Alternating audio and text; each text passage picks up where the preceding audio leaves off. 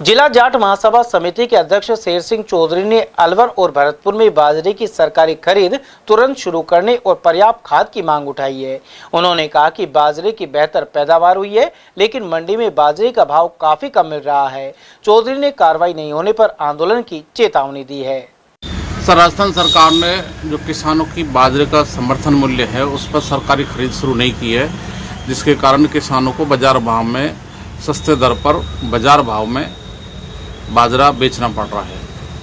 तो सब किसानों की मांग है और कई बार किसान संगठनों ने मांग की है कि सरकारी खरीद के खोले जाए, नहीं खोलें, क्या कहना चाहेंगे? जब किसानों ने मांग करी है तो अनिवार्य रूप से कम अलवर भरतपुर 2 जिलों में तो बाजरा खरीद के सरकार को खोलने चाहिए, क्योंकि राजस्थान में नागौर में बाजरी, आसपास नागौर के जितने भी ज़िले हैं उनमें, और हमारे यहाँ बाजरा अलवर भरतपुर में पैदा होता है। और भगवान की कृपा से अब के बाजरा अच्छा पैदा हुआ है, पर बीघा बहुत अच्छी फसल निकली है। तो सरकार को खोलना चाहिए खरीद केंद्र, जिससे किसानों को की लूट जो बनी कर लेते हैं वो ना हो।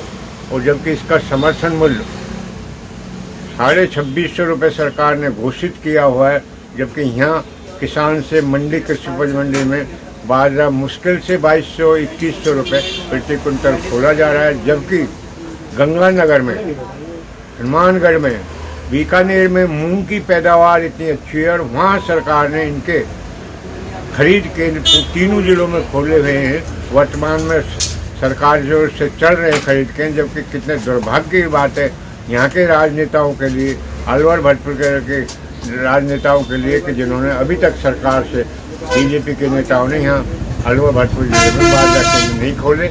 ये इनकी बहुत बड़ी गलती है और इसका किसान इनको आगे आने वाले चुनाव में, चाहे वो पंचायत राज चुनाव हो, चाहे और कोई चुनाव हो, उपचुनाव हो, उसमें इनको हर्जाना भुगतना पड़ेगा वर्तमान सरकार के नेताओं।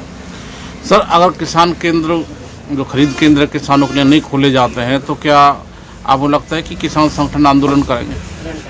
इस बारे में किसानों की मीटिंगें भी हुई हैं। अलवर भरतपुर जो संयुक्त मीटिंग हुई है, जिसमें ये निर्णय लिया गया है यदि बाजरा केंद्र जल्दी चालू नहीं किए तो जगह जगह आंदोलन होंगे और हो सकता है कि किसान रास्ता भी रोकें, जिसमें मुख्य रूप से जालू की चौराया पड़ता है, बड़ौदा में पड़ता है। यहाँ क्योंकि इधर से किसान ज़्यादा बाजरा लेके आते हैं। उधर जाट महासभा समिति के जिला अध्यक्ष शेर सिंह चौधरी के अनुसार वर्तमान में सरसों की बुआई की जा रही है और इसके बाद गेहूं की बुआई होगी। इसके बाद भी जिला प्रशासन द्वारा खाद की व्यवस्था नहीं की जा रही। इसके अलावा नकली खाद पर तुरंत रोक लगाई जानी चाहिए।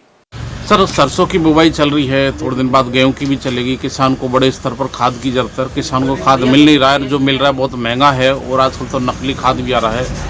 आप किसान प्रतिनिधि हैं, क्या कहना चाहेंगे इस बारे में? मेरा कहना ये है कि अब मौसम सरसों के बुआई का, इसके बाद गेहूं की बुआई का आएगा और इनमें किसान सबसे ज़्यादा DAP और यूरिया को काम में लेता है, जबकि इस समय कहीं भी सरकारी उन पे भी नहीं मिल रहा है।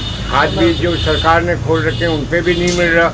मंडी में जाओ तो बनी है उसको पकड़ा देते हैं कि दवाई की दुकान को, उसके साथ अनिवार्य रूप से उसको खरीदे, तब तो और 3 ही कट्टे दे रहे एक, और वो भी अब खत्म हो गया। इतना एक रैक आती थी पहले तो जो सबको मिल जाता था, अब तो ग्राम सेवा सहकारी समितियों में तो खाद खत्म हो ही गया, मंडी में भी खाद खत्म हो गए। किसानों के साथ बहुत अन्याय है। कैसे बुआई होगी, क्योंकि अब इतना खाद तो मिलता नहीं है।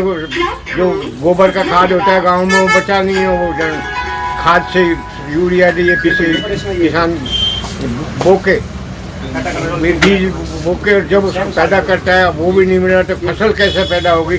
अलवर भरतपुर जिले में तो ये बहुत ज़्यादा समस्या है। यहाँ के जो DAP और यूरिया के प्रतिनिधि हैं वो भी नहीं बोल रहे कुछ भी। पता नहीं क्या हो रहा है सरकार में, किसान के साथ अन्याय हो रहा है। किसान जाए तो जाए कहाँ बेचारा? तो नकली खाद और मार्केट में आ रहा है। हाँ, ये भी सही बात है। अलवर में कई जगह छापे डाले गए, जिसमें घाटरा में 44 यूरिया कट्टे नकली के जो वहीं बनाए गए, वहीं सब कुछ किया गया है नकली डालकर। किसान उसको खरीदने के बेचारे का पैदा कुछ होता नहीं, उससे उल्टा खेती में नुकसान होता है, भूमि खराब हो जाती है उससे। तो आपको लगता है कि सरकार को किसानों के लिए खाद की पर्याप्त व्यवस्था करनी चाहिए? मेरा तो सरकार से मांग है पूरी एक रैक अलवर जिले में पहले आया करती थी रेलवे के, उनमें वो आ जाए तो ये तो अभी तक दिसंबर तक बुआई होगी, तो आप ये मान के चलो किसान कैसे अपनी फसल बोएगा, कैसे बच्चे पालेगा उसके, कैसे उसको फसल पैदा होगी, पानी